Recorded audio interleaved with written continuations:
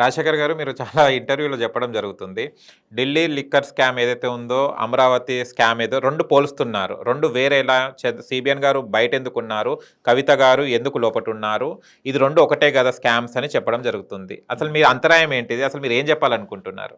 First Delhi liquor scam ఏంటో మనం చూద్దాం. ఓకే. ఢిల్లీ లిక్కర్ స్కామ్ ఏంటంటే ఢిల్లీ ప్రభుత్వము 2022లో ఒక చట్టం తీసుకొచ్చింది. ఆ చట్టం ప్రకారము ఈ లిక్కర్ డిస్ట్రిబ్యూటర్స్కి ఏంటంటే వాళ్ళకి ఇచ్చే కమిషన్ 5% నుంచి 12.5%కి పెంచారు. అలాగే కొంత ప్రైవేట్ వ్యక్తులకు కూడా దీంట్లోకి వెసులుబాటు ఇచ్చారన్నమాట. సో దానివల్ల ఏమవుతుందంటే ప్రభుత్వ ఖజానాకి రావాల్సిన 664 కోట్ల రూపాయలు వీళ్ళకి వెళ్తుంది, ప్రైవేట్ వాళ్ళకి వెళ్తుంది. అంటే ప్రభుత్వానికి రావాల్సిన ఆదాయము ప్రైవేట్ వ్యక్తులకు వెళ్తుంది అనేది ఢిల్లీ లిక్కర్ స్కామ్. ఓకే. అంటే ఢిల్లీ లిక్కర్ స్కామ్లో 2022లో తీసుకొచ్చిన చట్టం ద్వారా వాళ్ళ కమిషన్ 5% నుంచి 12.5%కి పెంచడం ద్వారా ప్రభుత్వ అంటే ముందు 5% కమిషన్ ఇస్తే 7% ప్రభుత్వానికి వచ్చేది కదా, అది ప్రభుత్వానికి రావాల్సింది వాళ్ళే పోతుంది. అట్లా 664 కోట్ల రూపాయల నష్టం ప్రభుత్వ ఖజానాకి చేశారు. కాబట్టి చెయ్యాలని అది చట్టం కూడా అమల్లోకి రాలా, దాన్ని ఎల్జీ ఆపేశారు, చట్టం ఆగిపోయింది. అది కానీ ప్రభుత్వ ఖజానాన్ని కొల్లగొట్టాలనే ఉద్దేశం మీకు ఉంది కాబట్టి ఆ కేసు పెట్టి వాళ్ళని జైల్లో వేస్తున్నారు. ఎవరెవరిని? మనీష్ సిసోడియా, ఆ తర్వాత అరవింద్ కేజ్రీవాల్, ఆ తర్వాత కవిత గారు. అంటే ఒక ఢిల్లీ సీఎం, ఒక Delhi deputy CM, Andhra Pradesh Telangana MLC, ఇంతమంది జైలు వేస్తారు. మరి అమరావతి ఏంటో చూద్దాం. అమరావతి కూడా రాజధాని కట్టడం కోసము చంద్రబాబు నాయుడు 2013 భూసేకరణ చట్టం ఉండంగా కూడా కొత్త చట్టం తీసుకొచ్చారు. ఏంటది? ల్యాండ్ పూలింగ్ యాక్ట్ అని. 2013 భూసేకరణ చట్టం ప్రకారం మీరు అక్కడ భూమి సేకరించాలంటే రిజిస్టర్ ఆఫీస్లో రెవెన్యూ రికార్డ్స్లో ఉన్న విలువకి 4 రెట్లు ఎక్కువ ఇవ్వాలి రైతులకి. అక్కడ రెవెన్యూ రికార్డ్స్లో ఉన్న వాల్యూ ఎంత అంటే 2 నుంచి 3 లక్షలు మాత్రం, అంతే. 2 లక్షలు. మార్కెట్ వాల్యూ వచ్చేసి 8, 10, 12 అలా ఉంది. సో యావరేజ్ 10 లక్షలు తీసుకుందాం. సో మీరు 2013 చట్టం, భూసేకరణ చట్టం దాన్ని ఉపయోగిస్తే ఏమవుతుందంటే రైతుకి 3 లక్షలు అక్కడ భూమి విలువ ఉంటే దానికి 4 రెట్లు అంటే 12 లక్షలు కట్టిస్తే మీరు ఆ భూమిని మీరు హస్తగతం చేసుకోవచ్చు. మీరు అతను నో చెప్పడానికి లేదు. 12 లక్షలు మనం యావరేజ్ 10 లక్షలు వేసుకుందాం. 8, 10, 12 యావరేజ్ 10 లక్షలు వేసుకుంటే చంద్రబాబు నాయుడు మొత్తం సేకరించింది 34,323 ఎకరాలు. 35,000 ఎకరాలు అన్నాం, మన లెక్క కోసం 35,000 ఎకరాలు అంటే 3,500 కోట్లతో మొత్తం భూమి కొనేయచ్చు 10 లక్షలు అయితే. 2013 భూసేకరణ చట్టం అయితే 4,200 కోట్లతో మొత్తం భూమి కొనేయచ్చు. అప్పుడు రైతు నో చెప్పడానికి లేదు. అప్పుడు మీరు ఏటా కౌలు ఇవ్వక్కర్లేదు, ఇవేమి ఇవ్వక్కర్లేదు వాళ్ళకి.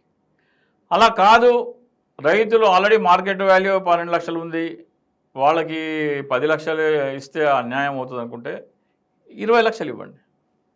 ఎకరాకి 20 లక్షలు ఇస్తే 3,500 ఎకరాలు మీరు కొనాలనుకుంటే 7,000 కోట్లతో మొత్తం కొనేయచ్చు. కానీ మీరు ఆ పని చేయకుండా కొత్తగా మీరు ఒక చట్టం తీసుకొచ్చారు, ల్యాండ్ పూలింగ్ యాక్ట్ అని. దాని ప్రకారం ఏంటంటే రైతు 1 ఎకరా భూమి ప్రభుత్వానికి ఇస్తే ప్రభుత్వం రైతుకి 1000 గజాల రెసిడెన్షియల్ ప్లాట్, 200 గజాల కమర్షియల్ ప్లాట్ ఇస్తుందని చెప్పింది. ఇది 1 ఎకరంలో 4,840 గజాలు ఉంటాయి. ఈ 1,200 గజాల 1 ఎకరంలో 25% అవుతుంది. 50%లో రోడ్స్ వేయడము, పార్కులు, స్విమ్మింగ్ పూల్స్, కమ్యూనిటీ హాల్స్, దేవాలయాలు, అన్ని మతపరమైన దేవాలయాలు, ఆసుపత్రులు, విశ్వవిద్యాలయాలు, వీటి కోసం పేదలకి ఇళ్ల పట్టాలు, ఇవన్నీ కలిపి 50% రిజర్వ్ చేశారు. సో రైతులకి 25% పోతుంది, ఇది 50% పోతుంది. ఇంకా 25% ప్రభుత్వం దగ్గర మిగులుతుంది. ఈ ప్రభుత్వం దగ్గర మిగిలిన 25% భూమి విలువ 5 లక్షల కోట్లు అయి ఉండేది. జగన్మోహన్ రెడ్డి అమరావతి రాజధానిగా కొనసాగి ఉండే అంటున్నాడు చంద్రబాబు నాయుడు. ప్రభుత్వం దగ్గర 25% భూమి మిగులుతుంది కదా, ఆ భూమి విలువ 5 లక్షల కోట్లకి చేరేది ఈ రోజున అని చంద్రబాబు నాయుడు అంటున్నాడు. అంటే ప్రభుత్వానికి మిగిలింది 25%, దాని విలువ 5 లక్షల కోట్లు. మరి రైతులకు కూడా మిగిలింది 25% కదా, దాని విలువ ఎంత? అంతే ఉండాలి, 5 లక్షల కోట్లు. అంటే నువ్వు 7,000 కోట్లతో కొనగలిగిన భూమిని కొనకుండా వాళ్ళకి రిటర్న్గా ఇచ్చే ఎంత ఇస్తున్నావు? నువ్వు 5 లక్షల కోట్లు ఇస్తున్నావు. అంటే ప్రభుత్వ ఖజానాకి ఎంత నష్టం చేస్తున్నావు? 4,93,000 కోట్ల నష్టం చేస్తున్నాం. అంటే ఢిల్లీ లిక్కర్ స్కామ్ లాగానే ఉన్న 2013 భూసేకరణ చట్టం ఉపయోగించకుండా నువ్వు ల్యాండ్ పూలింగ్ యాక్ట్ తీసుకురావడం వల్ల ప్రభుత్వ ఖజానాకి దాదాపు 5 లక్షల కోట్ల నష్టం చేస్తున్నాను. 664 కోట్ల స్కామ్ చేయాలనే ఉద్దేశం, ఆ చట్టం అమల్లోకి రాలేదు. ఉద్దేశం ఉన్నందుకే నువ్వు ఒక ఢిల్లీ సీఎం కేజ్రీవాల్ని, మనీష్ సిసోడియాని, కవితని జైల్లో పెట్టినోడివి 5 లక్షల కోట్లకి జైల్లో పెట్టదా? పెట్టాలి కదా. ఇది వదిలేసేయండి. ఒక దొంగ ఉన్నాడు. ఆ దొంగ ఏమంటున్నాడంటే, నేను ఒక బ్యాంక్కి కన్నం వేస్తాను, ఆ బ్యాంక్కి కన్నం వేయడానికి లోన్ కావాలని ఇంకో బ్యాంక్కి వెళ్ళాడు. ఒక బ్యాంక్ ఆఫ్ బరోడా ఉంది. బ్యాంక్ ఆఫ్ బరోడాలో 5-6 కోట్ల రూపాయలు ఉంది అక్కడ, అది దోచుకుంటాను అని స్టేట్ బ్యాంక్ ఆఫ్ ఇండియాకి వెళ్ళి లోన్ అడిగినాడు. స్టేట్ బ్యాంక్ ఆఫ్ ఇండియా దానికి లోన్ ఇస్తుంది. అది ఎంత స్టూపిడిటీ ఉంటుంది. 5 లక్షల కోట్ల దోపిడీకి చంద్రబాబు నాయుడు ప్రపంచ బ్యాంక్ లోన్ అడుగుతున్నాడు. 5 లక్షల కోట్లు దోచుకోవడానికి ప్రపంచ బ్యాంక్ లోన్ ఇస్తా అంటే కేంద్ర ప్రభుత్వం నేను గ్యారంటీ ఉండి నీకు 15,000 కోట్లు లోన్ ఇస్తాను, నువ్వు దోచుకో. ఇది మన కేంద్ర రాష్ట్ర ప్రభుత్వాల పనితీరు.